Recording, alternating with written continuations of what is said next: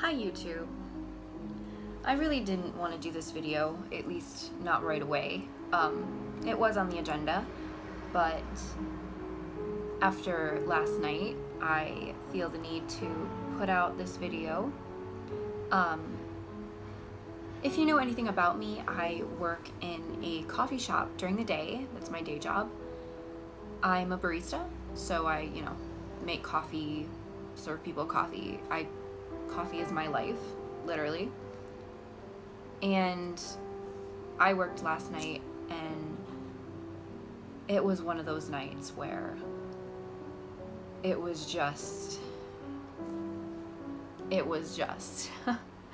So I was gonna put together this video and talk about what not to say or order, or just in general what not to do at a coffee shop that is not Starbucks. Because I don't work at Starbucks. I honestly cannot stand Starbucks. I think it's terrible coffee, and I'm sorry if that offends any of you, but they burn their beans when they roast them, so they're just terrible coffee. I work at a small town, singly owned coffee shop, so it's a little different where I work, and I honestly love my job. I have the best job in the world, and I love it. I really do. I love it. I have the best coworkers. I have the best bosses. It's just, I love my job. But sometimes it tests you. So I'm going to talk about what not to say to your barista, what not to order at a coffee shop that is not Starbucks, and what happened last night, because it was horrible. So bear with me. We'll get there. And we'll finish this video with hopefully some positivity, because we're starting it off with quite a bit of negativity. So just stay tuned. First thing, let's talk about macchiatos. What is a macchiato, do you ask? Starbucks. What Starbucks considers a macchiato is not a macchiato. The Starbucks version of a macchiato is a latte that they were just too lazy to stir. A real macchiato is either a single shot or a double shot of espresso with a little bit of foam, steamed milk, the foam that comes on when you do a steamed milk. It's the foam that is put on top of the shots, and that is what a macchiato is. I can show you a picture. Let me pull up a picture. Ta-da! A macchiato. So what Starbucks considers a macchiato is not what it actually is. If you come up to a small town or locally owned coffee shop and ask for a macchiato, chances are your barista is just going to stare at you for a second, silently judge you in her head, and go make you a latte, because that's what you're asking for. You're not asking for what you think you're asking for. Next thing, let's talk about lattes versus cappuccinos, because a lot of people don't know the difference between a latte and a cappuccino, and what you order at Speedway and other like gas station coffee is not what you think you're ordering at a actual specialty coffee shop. So a latte is about 1 to 3 shots of espresso with steamed milk on top and a little bit of foam to top it off. A cappuccino is 1 to 3 shots of espresso with a little bit of steamed milk and mostly foam. So the difference is how much foam you're getting on top versus how much steamed milk. So most people order a latte because they want something with a little more substance to drink, while a cappuccino is a lot of foam. It's just a lot of fluff, and a lot of people don't realize that. And when I hand them their cappuccino that they ordered, they look at me like I'm crazy because it's a good 70% foam. So just keep in mind that a cappuccino and a latte are two different things, and if you order an iced cappuccino, that's not a thing. Iced cappuccinos are not a thing, because like I said, the difference is how much foam is in the drink, and we can't do foam on an iced drink. I mean, we could maybe, but it wouldn't be a good thing. So if you're gonna order an iced drink, order an iced latte, because you're using the correct terms and the correct phrases, and your barista won't judge you. Another commonly mispronounced coffee term that a lot of people use is espresso versus espresso. Espresso is not a thing. It's espresso with an S, not an X, as in xylophone. No X. It's just an S. Espresso. I can't tell you how much of a pet peeve it is for me when people say, "Can I have a shot of espresso in that?" I'm like, it's espresso, but yes, you can have a shot of espresso in that. It's just terminology. It's a common mistake, not that big of a deal, honestly, but it is a little bit of a pet peeve, and my coworkers and I are a little judgmental. We will admit that when it comes to customers ordering and how customers order, and espresso is one of those things that's like, oh, they don't know how to say espresso correctly, so they say it espresso. So just try to keep that in mind. It's espresso with an S. Now this next one is personally my biggest pet peeve ever when it comes to coffee and my job. And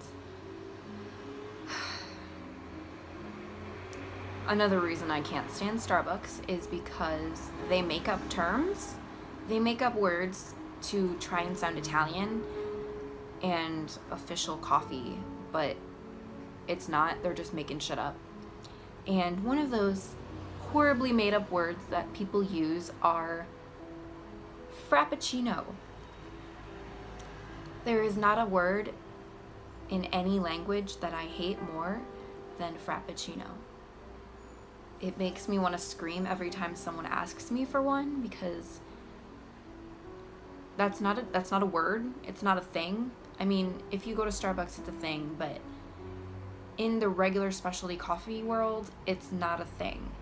We usually say frozen blended because that's what it is. It's blended together. It's not a frappuccino.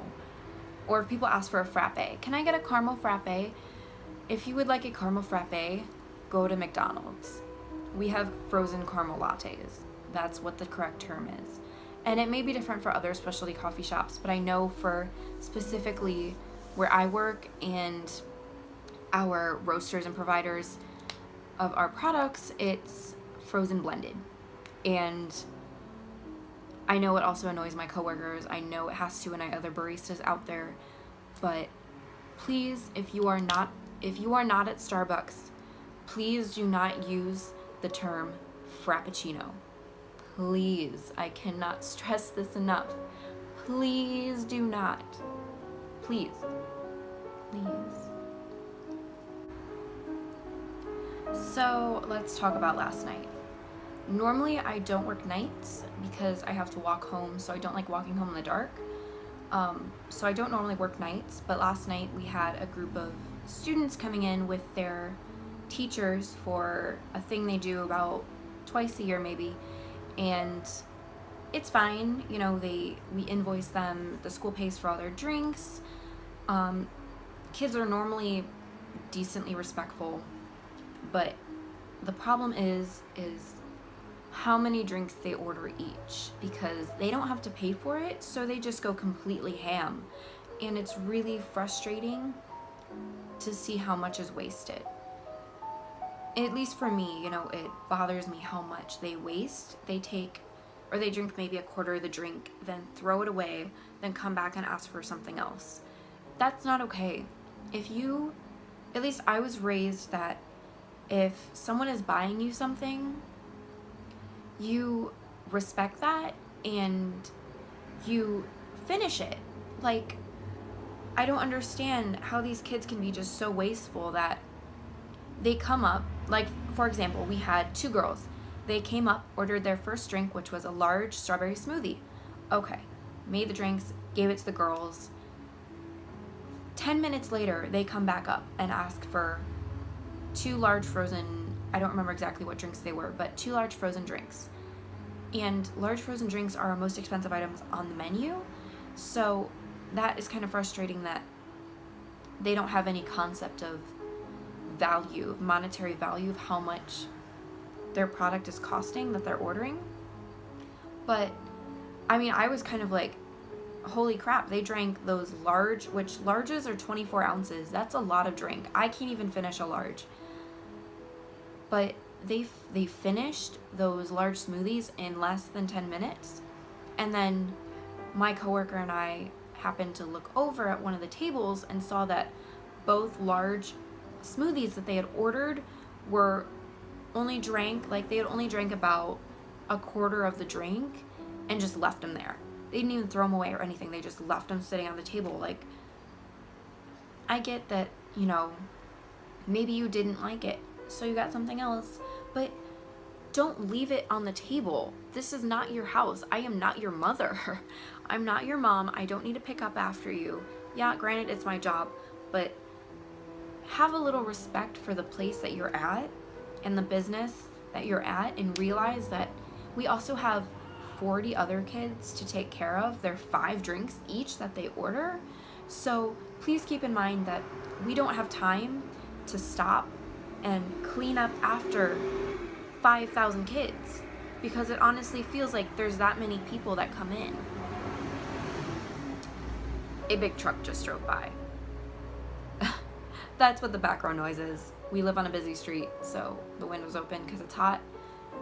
That's what the background noise is. Anyway, back to the story.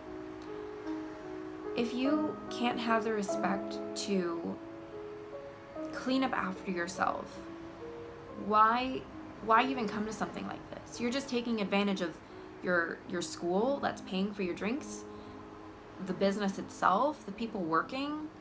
Just please have a little bit of respect.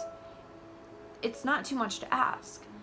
And then also another thing is, usually one of the teachers comes up and says, okay, it's cutoff time. We are no longer going to pay for their drinks after this time. And so kids still expect to come up and get free drinks. And we have to tell them, sorry, your teacher said it's the cutoff time. You can go ask them if you can get another drink, but if you want another drink, you're going to have to pay for it. And it's like you would have suggested something awful. The way they treat you when you say something like that with so much attitude, like, oh, well, I should be getting this for free. What kind of entitlement and arrogance do you have to say something like that? Like, it's not my fault that your teacher said no more drinks after 7:55. Okay. No more drinks after 7:55. That's not my fault. That's your teacher. Go ask your teacher if you can have one more drink. But there's no reason to, like, give me or my coworker attitude when it's not us. So just stuff like that is just really frustrating and upsetting, and overall just puts everything in a really stressful situation and a stressful mood for both of us working. And I just wish that people would understand that, yeah, I know we only work in a coffee shop, we're only doing food service, but we are people too, and you know, we have feelings, and we would prefer to be respected, because what we do is, yeah, it's just a coffee shop job, but it's a skill. It's not easy. Coffee is a science and an art. It's not just something that you pour. It's not just pouring coffee or pouring in cream. It's a science and an art. And to really produce good coffee, you have to know what you're doing. And you have to really pay attention to the product that you're serving, because people expect good coffee and consistently good coffee. And if you're not providing that, then you lose customers and lose business. And I personally love my job, so I take pride in my work. And that means, you know, putting out the best product that I possibly can. And it's really hard to do that when no one appreciates what you're doing and no one says thank you, and people just in general don't respect you for what you're doing. So stuff like that is just, it's really stressful to work in that kind of a job when people just don't have any sort of respect. So that was the horror story from last night. And granted, it only happens like twice a year again, but that night is still one of the worst nights that you can work, and it's just really upsetting to have to do it and put up with the attitude that we receive from high schoolers. So that's what happened last night. So now that I've ranted a little bit about coffee, I just want to say that, or end with positivity, because that's important. We need to be positive, especially after ranting about something. But I really do love my job. Best job in the world. I wouldn't trade it for anything. I love seeing my customers every day. I love seeing my regular customers, especially. You strike up conversations, you build friendships with people, and especially in a small town like where I live in, it's just one of the best perks of my job, aside from the free coffee and getting to do what I love. It's just one of the best perks of my job is working with people and getting to talk to so many different people from so many different backgrounds. We have people who are traveling and stop in for coffee and say, "Oh wow, I didn't know this was here." We've driven from Detroit to, I don't know, Florida for the past 10 years, and we've never come in here, and so we'll remember this place. And it's really great to meet people and talk to them and hear their stories.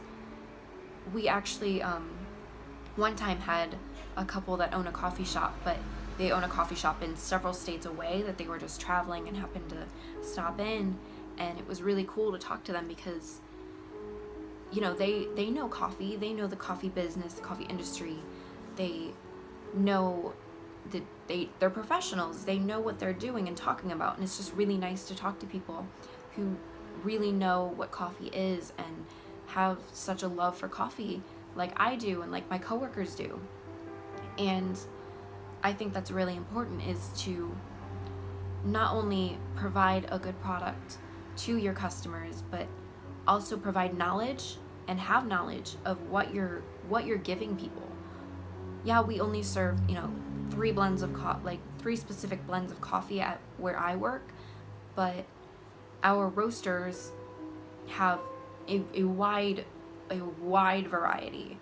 And I got to go to training actually at the headquarters several months back when I started working at where I work, and it was the best experience to get to talk to someone who truly loves coffee and knows everything about it. I've never met someone so knowledgeable on the subject of coffee. And a lot of people don't really think about it. They just Maxwell House, which I'm not dissing Maxwell House. You do you. If you like that, totally cool. But they don't know specialty coffee like professionals do, and how much of a science it is, because you have to consider acidity, you have to consider how long roasting takes, the different roasts from light, medium, dark, just the different blends. It's very, very precise, and especially to have consistent product with the beans, it has to be very, very precise. So it is a science, but it's also an art form, because a lot of people have seen latte art before. I'm sure you as a viewer have seen pictures of it, but people don't realize how difficult it is to actually do it. I like to joke with one of my coworkers, specifically Nissa. She's just amazing. She's the best of us at latte art, and she's had, granted, 10 years of experience in the coffee industry. Well, I myself have only had 2 years, but to be as good as she is, it takes practice. It takes all the right ingredients. You have to have a good shot, like a good shot of espresso. The shots have to be good. The milk has to be steamed just right. You have to have the right ratio of milk and foam. You have to pour it just right, and it all has to do with how you tip the cup and how you pour, and there's just so many factors that go into a good cup of coffee. And a beautifully made latte that a lot of people don't think about it. And it's always kind of frustrating when, you know, you make art and then you hand the cup to the customer and they just kind of like don't even pay attention. They're just like, oh, okay, here's my drink. But I always appreciate the people who like see the art on top of the latte and they're like, oh, this is pretty, or wow, good job. And I'm like, thank you, someone who appreciates it, because it really is really difficult.